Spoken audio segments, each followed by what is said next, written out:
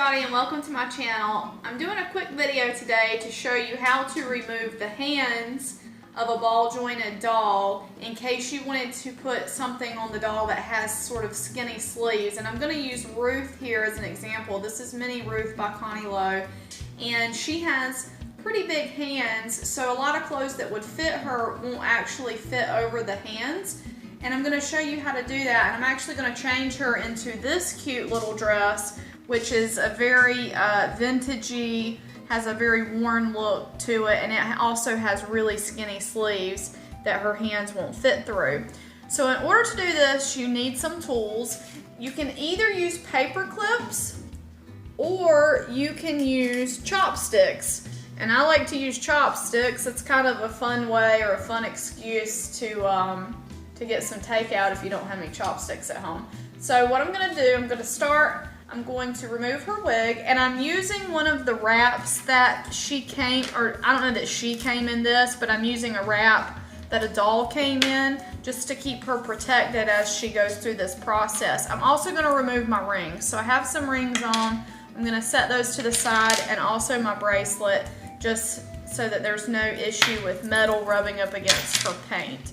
So I'll remove this, and I'm going to have to remove her hands to get this off, and I'm going to have to remove them or keep them removed to get the other dress on.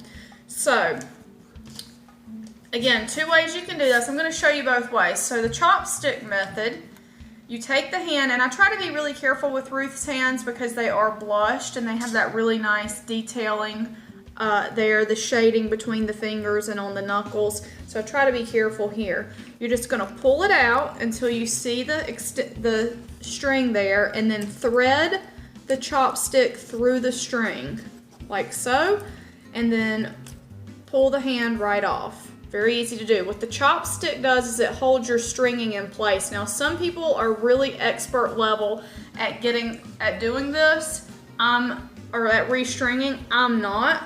So I like to have this in place. So what I'm going to do is I'm going to turn it this way now, and I'm just going to pull the sleeve right off over the chopstick, and I'm going to work at the same time to pull her arm out the top part. Now I'm going to have to slide this side of her shirt down just so I can get this off. So here we go, and there is one sleeve off, and I'm being careful to hold the chopstick to the stringing the entire time so that I don't lose that, because if you lose the string, then you have a lot harder of a time getting everything back together. So now on the other hand, I'm going to show you with a paper clip. So you can use a paper clip to do this as well. You want to kind of unbend it just a little bit so you've got something to thread. You're going to pull the hand once again, and you are going to thread through the paper clip through the stringing like so. So you thread it through and then remove the hand. And then kind of fold the paper clip so it's not going to drop. And so now I've got a paper clip here, slip the sleeve off. It comes off very easily. I'm going to slide her shirt off, and now we're going to put her new dress on. So, and you can do this one sleeve at a time. I'm just showing you guys both hands at one time so you can see how it works with the two different tools. And there might be a real tool out there, and I'm going to be perfectly honest with you. If there is, I don't know what it is. I have never investigated this. I've just always used the tools that I had at hand to do this. I used to do a lot of stringing and restringing of vinyl dolls, and so I've just kind of always done this. So you can see this, how easily this sleeve goes on of this little skinny dress here. And I'm going to kind of push the chopstick out here like so, and so that sleeve is on now. Next I'm going to put the other sleeve on with the paper clip hand. The paper clip may be easier for you than the chopstick, but you know, they have their different, you know, the paper clip is easier to drop in my opinion, to lose that stringing, and so I kind of prefer the chopsticks, but they both work. So now we're just going to put the hands back on. So I'll start with the paper clipped hand. I'm going to pull that back out and just use the hook on the hand and try to grab hold of that. Let's see if we can do it.